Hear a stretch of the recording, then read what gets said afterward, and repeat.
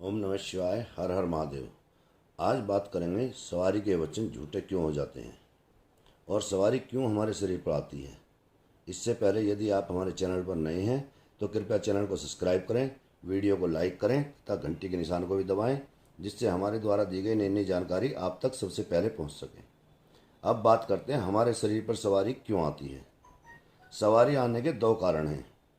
एक तो हमारे पूर्व जन्म की भक्ति, जिस देवी या देवता की हमने पूर्व जन्म में पूजा की है, उनकी भक्ति की है तो इंसान का शरीर तो पांचों तत्वों में विलीन हो जाता है मरने के बाद, लेकिन उस जीव की शक्ति भक्ति जो उसने कर रखी है नहीं मरती। जब वह जीव पुनर्जन्म लेता है तो वह देवी देवता अपने भक्त को पहचान लेते हैं और उस इंसान को अपनी शक्ति का एहसास कराने वह उसकी पूर्व जन्म की भक्ति से प्रसन्न होकर उसके शीश पर सवारी रूप में आकर आशीर्वाद देती हैं और उस इंसान को फिर से इस जन्म में भी अपनी भक्ति व अपनी शरण में रख लेते हैं। एक बार हमने जिस देवी या देवता को पूज लिया, उनकी पूजा कर ली, फिर वह हमारा साथ कभी नहीं छोड़ती। अगर इंसान भूल भी जाए लेकिन शक्तियाँ कभी नहीं भूलती। नंबर 2 पॉइंट है, हम जिस देवी देवता की पूजा नित्य नियम से करते हैं, पूर्ण श्रद्धा भाव से करते हैं, समय समय पर उन्हें भोग प्रसाद देते हैं, तो वह हमारे श्रद्धा भाव व हमारे उनके प्रति समर्पण को देखकर हमसे अति प्रसन्न हो जाती हैं, हमारे शीश पर सवारी रूप में आ जाते हैं और हमें यह एहसास कराते हैं कि वे हमारी पूजा पाठ से प्रसन्न हैं और हमारे साथ हैं।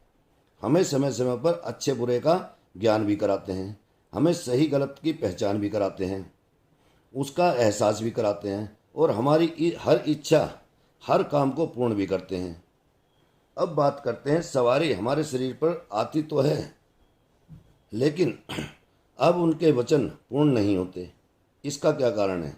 दोस्तों, सवारी के वचन पूर्ण इसलिए नहीं होते कि एक तो हमारे पास गुरु नहीं होता। गुरु ही सच्चा मार्गदर्शक होता है। शक्तियों को सही दिशा में चलाने के लिए गुरु का हाथ जब तक हमारे सिर पर नहीं होता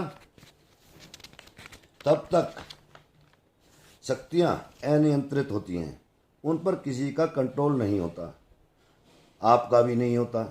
वह जब दिल करेगा आ जाएंगी, कहीं भी कभी भी और उग्र रूप में आएंगी। जब गुरु का हाथ हमारे सिर पर होता है तो गुरु उन शक्तियों को नियंत्रित करता है, उनसे वचन लेकर फिर जब आप उन्हें याद करेंगे तब ही वह शक्ति आएगी, अन्यथा नहीं आएगी। इसमें दूसरा पॉइंट है, हमारे पास सवारी आती है, हमारे दिल में यह घमंड हो जाता है कि हमारे पास तो माता आती है, मेरे पास तो बाबा आते हैं, और किसी को भी कोई भी बिना गुरु के पुच्छा बताना शुरू कर देते हैं, नियमों का पालन नहीं करते, कहीं भी किसी भी जगह सवारी बुलाकर लोगों को दिखाते हैं और उन्हें बताते हैं। किसी के साथ कुछ भी खा लेते हैं, कुछ भी पी लेते हैं, चाहे वह आदमी हो या औरत हो। किसी के भी घर में घर से आया हुआ सामान, कोई भी मीठा या कोई भी सामान खा लेते हैं। किसी के मृत्यु के पश्चात जो 13वीं में बना हुआ खाना होता है, 13वीं में भी जा करके उस खाने को खा लेते हैं। किसी सिद्धपीठ स्थान पर नहीं जाते, ना कोई नियम करते, ना कोई परहेज करते। तो ऐसे में हमारी सवारी के वचन झूठे होने लगते हैं। तो आप नियम व परहेज से रहो, यही हमारी शुभकामना है आपके लिए। और कोई सच्चा गुरु बना लें जिससे वह आपको समय समय पर मार्गदर्शन करता रहे और आपकी सवारी सुचारू रूप से चलती रहे और आपकी सवारी के वचन भी सत्य हैं। धन्यवाद दोस्तों, मिलते हैं अगली वीडियो में एक नई जानकारी के साथ। तब तक जय महाकाली, जय भोलेनाथ।